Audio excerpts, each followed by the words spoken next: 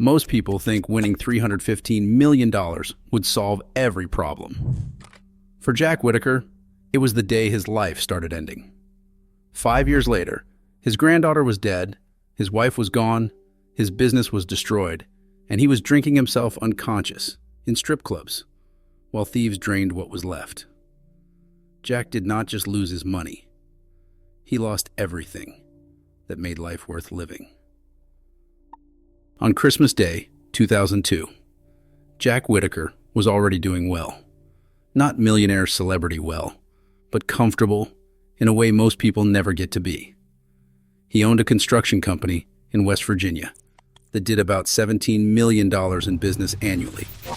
Contracts, employees, a reputation for getting things done, nice trucks, a good house, family taken care of. At 55, he had built something real with his hands and his brain. Self-made in the truest sense, someone who understood the value of work because he had done plenty of it. Jack did not just walk into a room, he took it over. He was 6 foot something, with a black cowboy hat practically glued to his head, and a voice that made sure everyone knew exactly who was in charge. People in Putnam County knew him. Before the lottery, he was generous. He was the kind of man who would help out a church or slip money to someone who needed it, without making a big show of it. He had a wife, Jewel, and they had been married for decades. They had a daughter. But the center of Jack's world was his granddaughter, Brandy. She was 15 years old, blonde, and full of that teenage energy where every moment feels urgent and important. Jack adored her. She called him Papa Jack.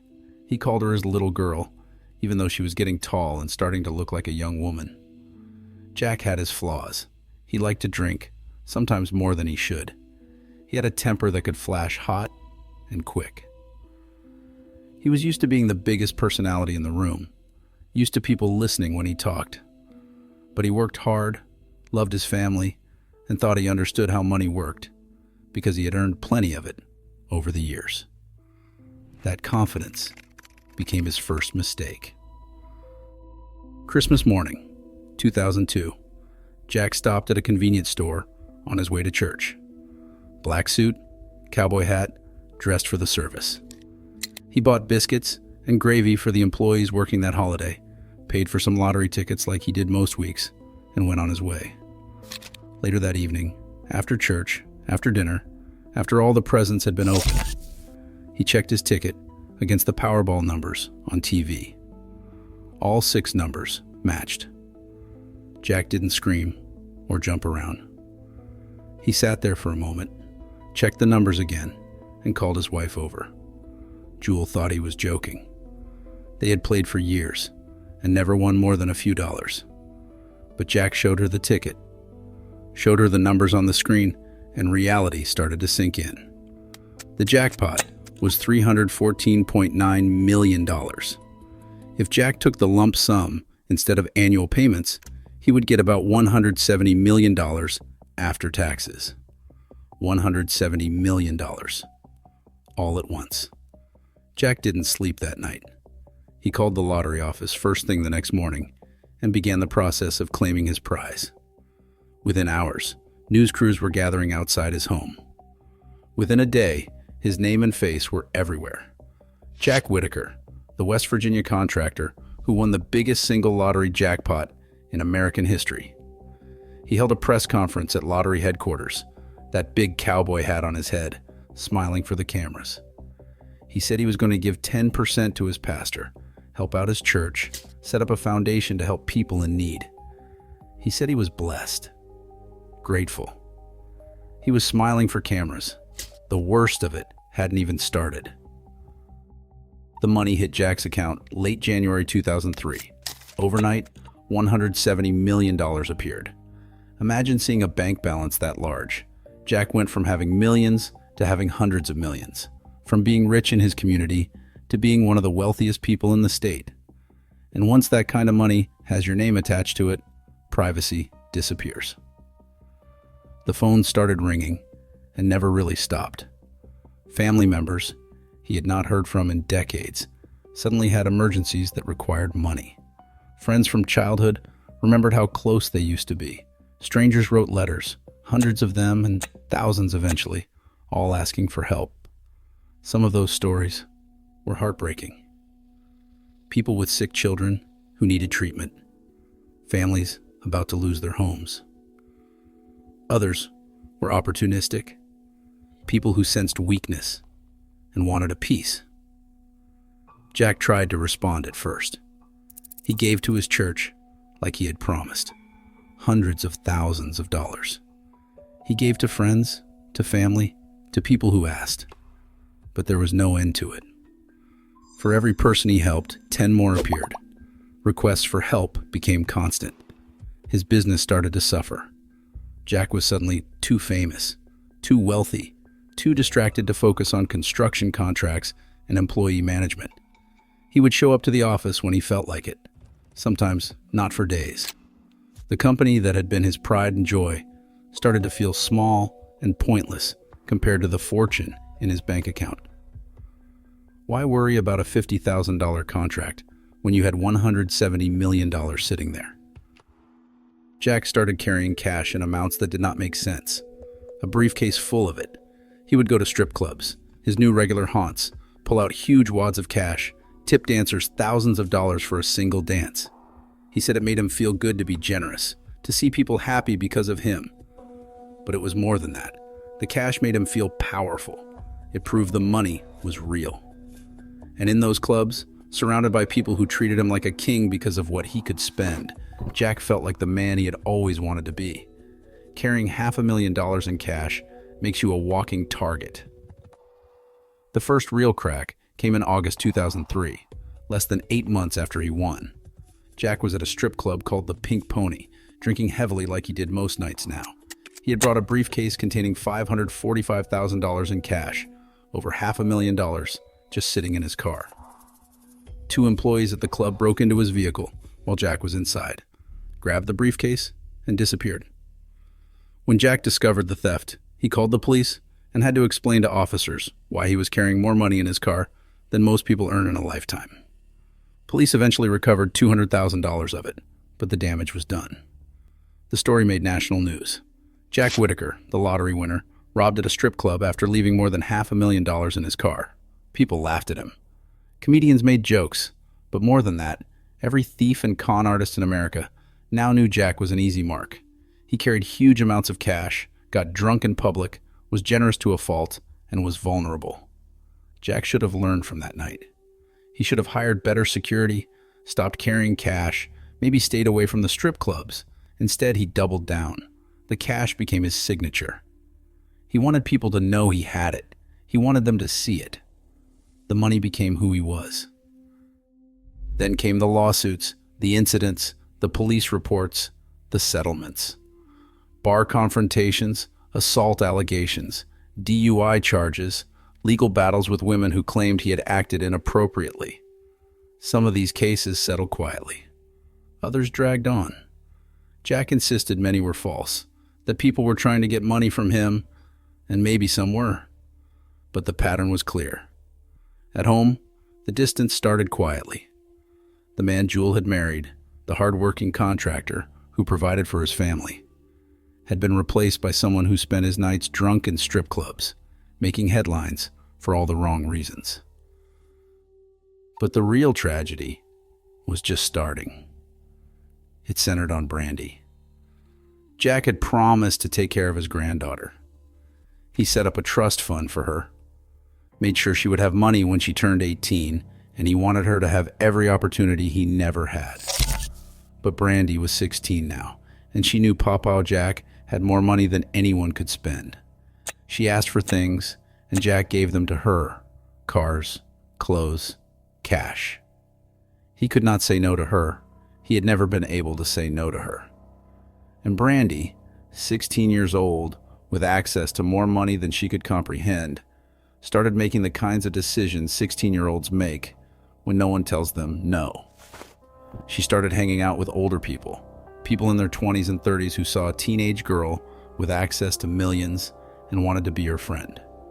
She started doing drugs, first marijuana, then pills, then worse things. She dropped out of school. Her boyfriend was a man in his 20s with a criminal record, someone who never would have been in her life if not for the money. Jack watched it happen, and he did not know how to pull her back. How do you tell a teenager no after you have spent a year teaching her that yes is unlimited? December 2004, 2 years after Jack won the lottery, Brandy disappeared. She had been at a friend's house, and then she was gone. Her body was found 2 weeks later, wrapped in a plastic sheet behind a van that belonged to one of her boyfriend's friends. The autopsy could not determine a cause of death. The drugs in her system had been there a while. She might have overdosed. She might have been killed. The investigation went nowhere. No one was ever charged. Brandy was 17 years old. Up until Brandy died, you could blame the rest on bad luck. After that, there were no excuses left. Jack fell apart. The one person he loved more than anyone, the girl who called him Pawpaw Jack, was gone. And in Jack's mind, the money had killed her. If he had not won, Brandy would have been a normal teenager in a small West Virginia town. She would have gone to school, dated boys her age, maybe gotten into some trouble, but nothing serious. She would have had a life. Instead, she had been surrounded by predators and enablers, had access to drugs, and people who did not care about her, all because her grandfather won the lottery. Whether it was the drugs, the people, or the access, the money was always there in the background. After Brandy died, Jack stopped fighting. The drinking got worse. Jewel left, the business collapsed, and the people who had been circling for years finally moved in. His house was broken into multiple times. Hundreds of thousands of dollars were stolen while he was too drunk to notice. He said employees drugged him and stole over $200,000 in cash and cashier's checks from him at various clubs. He could not even keep track anymore. The money did not fix his life. It turned his life into an open-door policy. In 2007, 5 years after winning, Jack's home burned down. He later told people he'd been burning money to stay warm. Whether literal or metaphorical, it captured where his life had ended up. Everything he owned was destroyed in the fire. By then, most of the lottery money was gone. Legal fees, settlements, theft, terrible investments, generosity to the wrong people, and his own self-destructive spending had drained the fortune. Jack was 60 years old, drunk most of the time, alone. The foundation he had promised to start never got off the ground. The charitable giving he had planned to do barely happened. Most of the money had simply evaporated in the chaos of his life after winning. People who had watched Jack before the lottery, people who remembered the successful contractor with a good family, could not reconcile that man with the broken figure he had become. It was as if the lottery had replaced him with someone else entirely. By 2010, Jack was effectively broke. The lawsuits continued. His health deteriorated. He had survived the money, but barely. In 2016, Jewel died. She was the last connection to the life he had before that Christmas morning in 2002. Jack died in 2020 at 72 years old. The man who had won $315 million spent his final years in poverty, alone, haunted by the memory of his granddaughter and the life he had destroyed by winning a game he never should have played. People tell Jack's story as a warning about lottery money, and it is that. But what happened to Jack was not about greed or stupidity. Jack was successful before the lottery. He understood work, pressure, responsibility. It did not matter. The amount was too much, too fast, too public. He became a target for everyone who wanted something, and that included his own worst impulses. Before the lottery, Jack lived in a world that made sense. Spend too much, the bank account runs dry. Drink too much, you cannot show up to work. Treat people badly, they leave. The rules were simple, and they kept him in check. After the money hit, those rules evaporated. He could spend absurd amounts and never run out. He could drink every night and never face professional consequences. He could treat people terribly and still be surrounded by crowds who wanted something from him. The normal feedback loops that keep people's behavior in check simply vanished. And then, suddenly, catastrophically, they came back all at once. The money ran out, the people left, the consequences accumulated. But by then, Jack had spent years living without those constraints, and he had no idea how to function within them anymore. If Jack had stayed a modestly wealthy contractor, would his granddaughter have ended up dead at 17? Maybe she still would have made bad choices, experimented with drugs, dated the wrong guy. Teenagers do that. But would she have had access to the quantities of drugs that killed her? Would the predators who saw her as a ticket to millions have been in her life? Would she have dropped out of school and disappeared into a world that consumed her? Probably not. The money did not just fail to protect her, it put her directly in harm's way. Jack knew that. In his sober moments, in the quiet times before the drinking started each day, he knew it. That is part of what destroyed him.